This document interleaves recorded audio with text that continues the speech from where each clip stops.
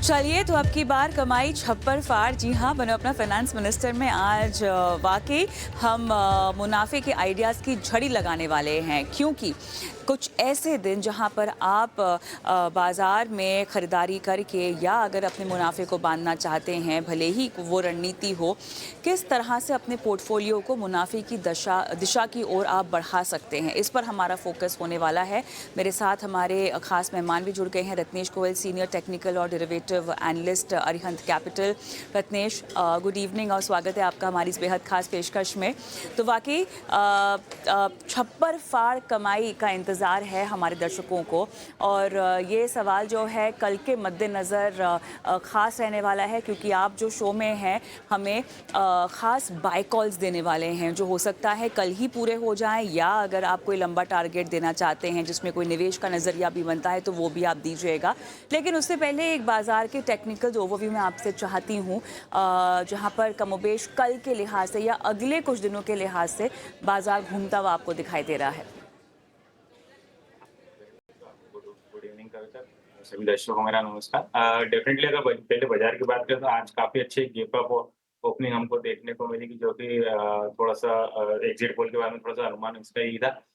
कल के चुनाव के नतीजे अब कल मेजर मूवमेंट और हमको देखने को मिल सकता है, क्योंकि कल एक रिजल्ट जो एक्चुअल जो रिजल्ट आएंगे उसके अकॉर्डिंग अब बाजार का मूवमेंट हमको देखने को मिल सकता है। तो मुझे ऐसा लगता है कि अब बाजार में डेफिनेटली बाय ऑन डिप्स पे जो कि हमारा कंटिन्यू व्यू था वो बिल्कुल उस पे बरकरार रहना चाहिए। जो अगर मैं लेवल की बात करूँ तो मुझे ऐसा लगता है कि अगर बड़े लेवल देखूँ मैं, तो यहाँ से 23,000 और 22,800 22,500 ये काफ़ी महत्वपूर्ण और इम्पोर्टेंट सपोर्ट लेवल रहेंगे।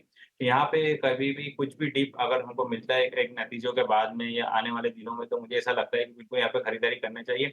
ऊपर में कहीं न कहीं हमको जो कंसोलिडेशन या एक जो टारगेट फिलहाल देखने को मिलेगा वो 23,800 से 24,500 तक के टारगेट हमको देखने को मिल सकते हैं। तो वहाँ तक क्या है, एक बार वहाँ तक के लिए ज़रूर हमको एक तेज़ी की का धारणा बना के काम करना चाहिए, और पूरी तरह से जो भी बाज़ार में बाय ऑन डिप्स की रणनीति पे बिल्कुल इसमें बरकरार रहना चाहिए।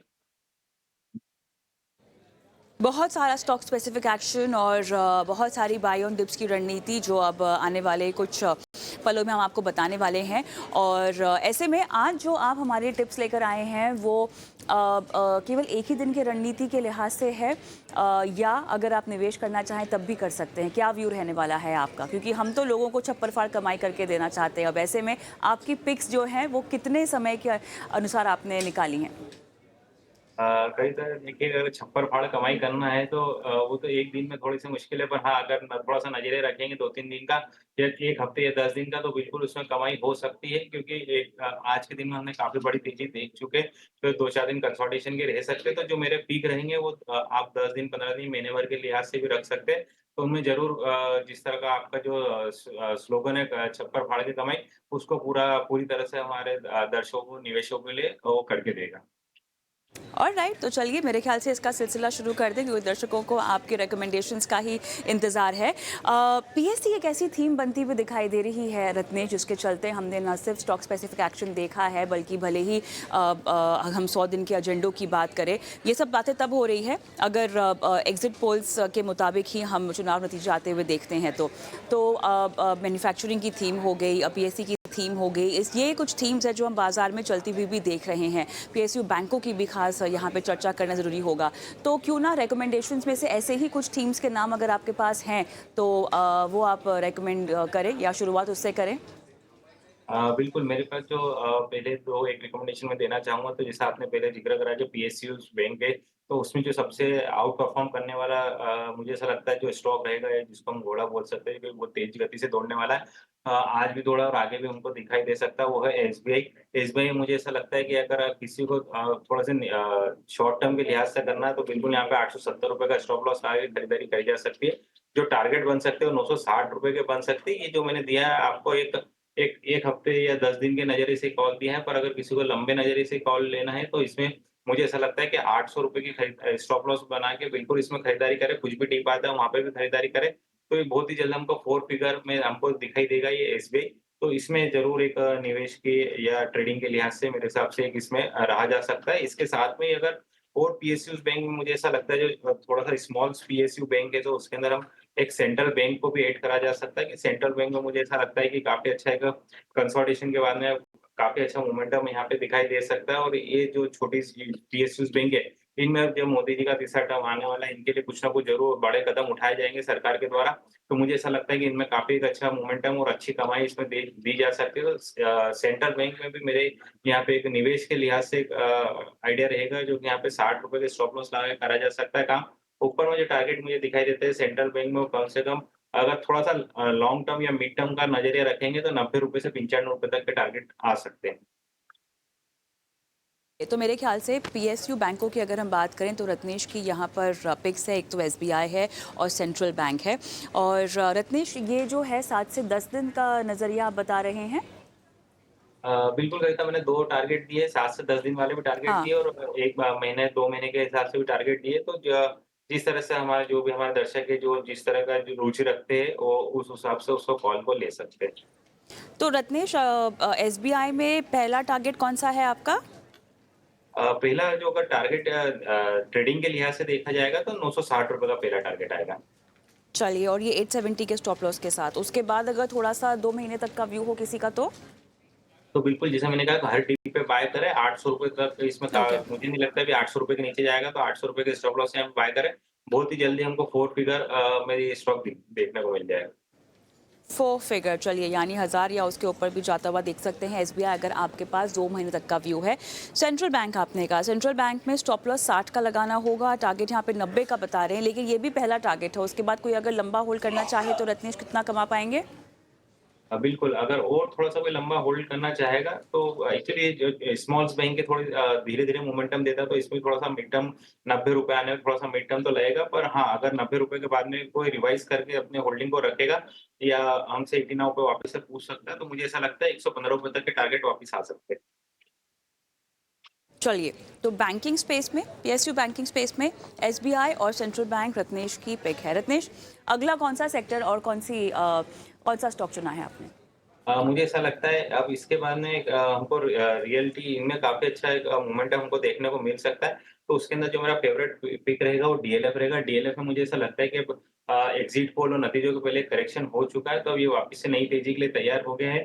तो अगर किसी को ट्रेडिंग के लिहाज से रखना है तो पहले उसके लिए मैं लेवल बता देता हूँ। तो जो पहले ट्रेडिंग के लिहाज से रहेगा वो 850 के स्टॉप लॉस से ₹920 का टारगेट इसमें डीएलएफ में यहाँ पे रख सकते हैं। और किसी को थोड़ा-सा लंबे नज़रिए से रखना है तो मैं यहाँ पे देना चाहूँगा अगर कोई थोड़ा-सा निवेश के लिहाज से रखना चाहेगा तो यहाँ पे ₹770 का स्टॉप लॉस लगा ले।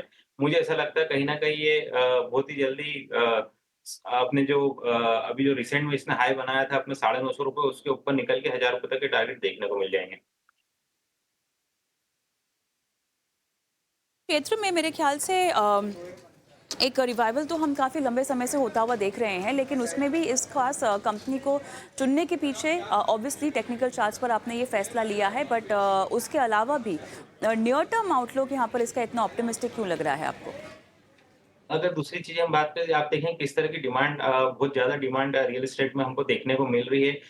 आजकल हर कोई मतलब एक इंडिविजुअल अपना मकान किराए के कंपैरिज़न में लेना चाहता है और काफ़ी एक लग्ज़रीज़ जो उसके अंदर पब्लिक का इंटरेस्ट आ रहा है कि लग्ज़री अपार्टमेंट में जाना चाहता है। हर कोई थोड़ा-सा एक जिनकी साइज़ अब इनकी एक्चुअली अब आप देखेंगे जिस तरह से रियल एस्टेट के प्राइस भी बढ़ते जा रहे हैं, तो इनकी जो बुक्स है वो भी उनकी वैल्यू भी काफ़ी ज़्यादा बढ़ती जा रही है। तो मुझे ऐसा लगता है कि रियल एस्टेट सेक्टर में और अब आगे आने वाले दिनों में हमको ऐसा लगता है कि इंटरेस्ट रेट भी अब वापस से कम हो सकते हैं इन थर्ड टर्म में मोदी जी के। तो मुझे ऐसा लगता है कि इसमें काफ़ी एक अच्छी डिमांड हमको देखने को मिल सकती है। रियल एस्टेट में रत्नेश गोयल की जो प्रेफरेंस है वो डीएलएफ है, और इसके लिए वो आपको बता रहे हैं 850 का स्टॉप लॉस, और टारगेट आपको दे रहे हैं 920 का। चलिए, कोई रेलवे या डिफेंस टाइप की थीम जहां पर आपका फोकस हो? बिल्कुल, रेलवे डिफेंस में काफ़ी कुछ चल चुका है पर उसमें अभी भी कुछ ऐसा लगता है जो एक स्टॉक मुझे ऐसा लगता है जो अभी भी थोड़ा-सा अनटच है, तो उसमें भारत फ़ोर्ज में मुझे ऐसा लगता है कि अब यहाँ से एक लंबा कंसोलिडेशन के बाद में अब इसमें एक नई तेज़ी के लिए तैयार हो रहा है। भारत फ़ोर्ज ने अभी रिसेंट में जो कमेंट्री दी थी, मुझे ऐसा लगता है कि वो एक बड़ी कमेंट्री थी, कंपनी में बड़ा एक हमको चेंजेस देखने को मिलेंगे। उसकी काफ़ी बड़ी ऑर्डर बुक है जो कि अभी तक पूरी तेज़ी में इसमें पार्टिसिपेट नहीं कर रहा है। तो ये निवेश के लिहाज से भी बड़ा एक पैसा देके जा सकता है और ट्रेडिंग के लिहाज से भी लेके जा सकता है। तो अगर किसी को ट्रेडिंग के लिहाज से करना है तो यहाँ पे ₹1550 का स्टॉप लॉस लगा के ₹1700 तक के टारगेट यहाँ पे आएँगे और किसी को निवेश के लिहाज से करना है तो उनको स्टॉप लॉस लगा लेना चाहिए 1450 का। मुझे ऐसा लगता है कहीं न कहीं ₹2000 तक के टारगेट आ जाएँगे। ये तो यहाँ पर अगर आप शॉर्ट टर्म के लिए लगा रहे हैं तो आपको स्टॉप लॉस 1550 का, टारगेट यहाँ पे 1700। लंबा थोड़ा सा करना चाहते हैं तो 1450 का स्टॉप लॉस लगाना होगा और उसके बाद जो है आप निवेश का नज़रिया भी इस पर बनाकर रख सकते हैं। रत्नेश, ये तो वो थीम्स हुई जो आपने चुनी हुई थी, लेकिन आज के सत्र में अगर हम देखें तो अदानी कंपनियों का बहुत बोलबाला रहा है और ज़ोरदार तेज़ी के साथ कारोबार हुआ है तमाम कंपनियों में। आपकी कोई preferred pocket in group of companies में, भले ही हम पावर की बात करें या अदानी ग्रीन की बात करें, कहाँ पर फिलहाल इन लेवल्स पे खरीदारी की गुंजाइश बनती है क्या? तो मुझे ऐसा लगता है कि अडानी पोर्ट में काफ़ी अच्छा आउट परफॉर्मेंस हमको देखने को मिल रहा है और और इस स्टॉक्स ने बिल्कुल भी जब अडानी का थोड़ा-सा जो सीन हुआ था उसके बाद में बहुत ज़्यादा अच्छा इसने बहुत जल्दी से तेज़ी से रिकवर करा है। तो मुझे ऐसा लगता है अडानी पोर्ट में बिल्कुल ये इसको लिया जा सकता है यहाँ पे ₹1430 के एक स्टॉप लॉस लगा के मुझे ऐसा लगता है यहाँ पे अगर थोड़ा-सा लंबा नज़रिया रखें तो 1700 फिर ₹2000 तक के टारगेट यहाँ पे आ सकते हैं। उसके बाद में फिर अडानी एंटरप्राइजेज़ में आप देखें काफ़ी एक लंबा कंसोलिडेशन चल रहा है, पर अब मुझे ऐसा लगता है इसमें कोई रेज़िंग फंड की कहीं न कहीं बात निकली थी एग्ज़िट पोल के पहले, तो मुझे ऐसा लगता है कि इसमें भी बिल्कुल एक तेज़ी करी जानी चाहिए। यहाँ पे एक अगर थोड़ा-सा मिड टर्म का लिहाज से नज़रिया रखेगा तो 3350 3350 का स्टॉप लॉस लगाएगा मुझे ऐसा लगता है। अब यही जो स्टॉक बचा है अपने ऑल टाइम हाई के पास में जाने के लिए तैयार है, तो ये 4050 ₹4041 तक के टारगेट यहाँ पे देखने को मिल जाएँगे।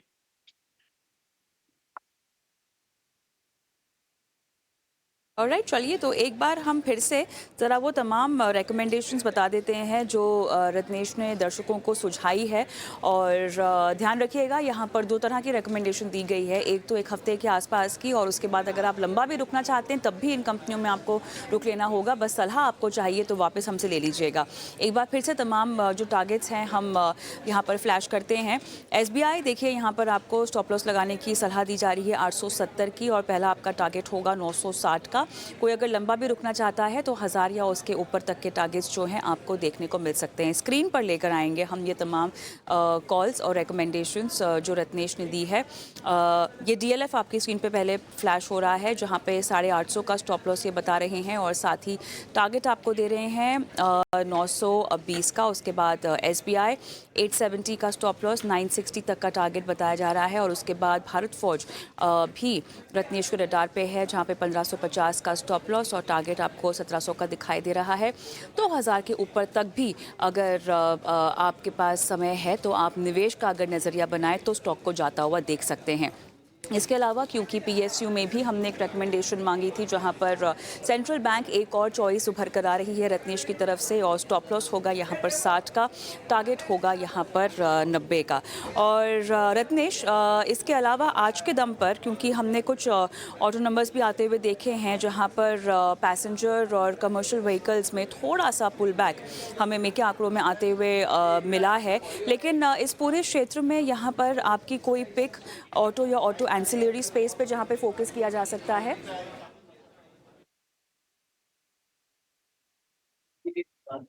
अगर ऑटो स्टॉक्स में देखें तो हालाँकि हमको ऑलरेडी इनमें काफ़ी अच्छा मोमेंटम पहले ही हमको देखने को मिल चुका है कि काफ़ी लंबे टाइम से हमको तेज़ी देखने को मिल रही है इसमें। तो मुझे ऐसा लगता है कि जिसमें जिन स्टॉक्स में अभी भी थोड़ी-सी कहीं न कहीं तेज़ी अभी भी बन सकती है। एक तो उसमें पहला मेरा प्रेफर पिक रहेगा एस्कॉर्ट। एस्कॉर्ट में आप देखें कहीं पे भी किसी भी तरह की गिरावट में पार्टिसिपेट नहीं कर रहा है, आउट परफॉर्म कर रहा है।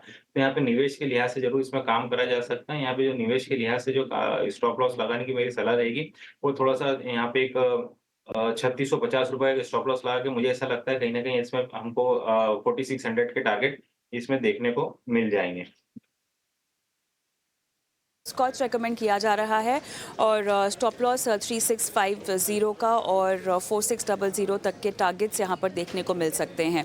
अच्छा रत्नेश, साथ ही मॉनसून थीम को तो हम भूल ही नहीं सकते हैं। ठीक है, ये तो अभी तूल पकड़ना बस शुरू ही हुआ है।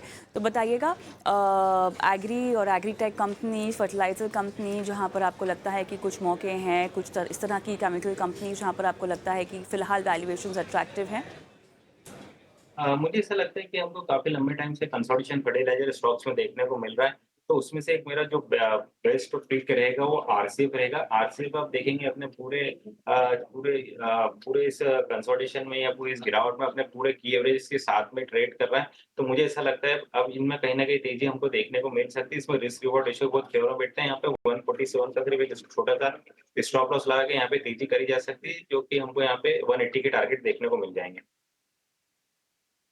80 तक के टारगेट्स और 147 का स्टॉप लॉस आप रेकमेंड कर रहे हैं। मॉनसून की थीम पे अगर आपको कुछ प्ले करना है तो आरसीएफ है आज रत्नेश की पसंद। रत्नेश, बहुत बहुत धन्यवाद आपका, आपने समय निकाला और दमदार और छप्पर फाड़ कमाई के ये मौके दिए हैं जहां पर आपकी भले ही नियर टर्म कॉल्स हो और साथ ही अगर आप मॉनसून की थीम को भी प्ले करना चाहते हैं, निवेश का भी अगर आपका नज़रिया है तो ये हैं वो पिक्स जहाँ पर अपने पोर्टफोलियो में इनको जगह दी जा सकती है।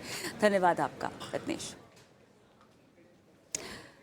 ऑलराइट, चलिए एक बार फिर से आपको बता देते हैं ऑटो और ऑटो एंसिलरीज में रत्नेश ने एस्कॉर्ट्स का जिक्र किया था जहां पर स्टॉप लॉस 3650 और टारगेट 4600 और इसके अलावा अगर आप मॉनसून थीम के लिए नियर टर्म नज़रिया या पोजिशनल कॉल लेना चाहते हैं तो आरसीएफ 147 का स्टॉप लॉस और 180 का टारगेट जो है वो बताया जा रहा है रत्नेश की तरफ से।